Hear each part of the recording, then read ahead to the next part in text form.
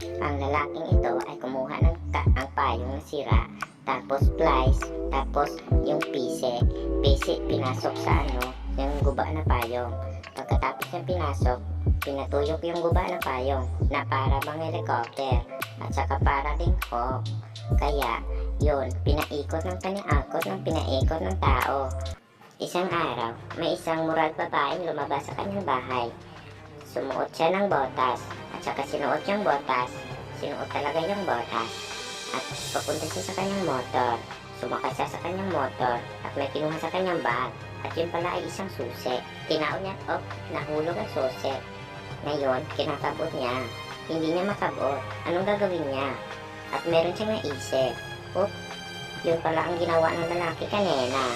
Kanyang pinatuyok ang patuyok ng ginawa ng lalaki kanina. Patungo doon sa susi. Matagal umabot ang patuyok sa susi kasi nga naka-slow motion. Kaya antayin mabuti at tignang mabuti kung ano ang mangyayari.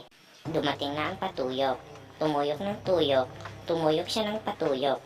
Lumapag sa susi. Sa hindi malamang dahilan nagpatuway ang patuyok at unti-unting lumihok at umangat ang patuyok.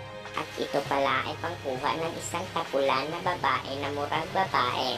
At kung sakaling naaliw kita sa aming video na ito, huwag kalimutang mag-subscribe and hit the notification bell para laging kayong updated sa bisag unsa namong kalaki.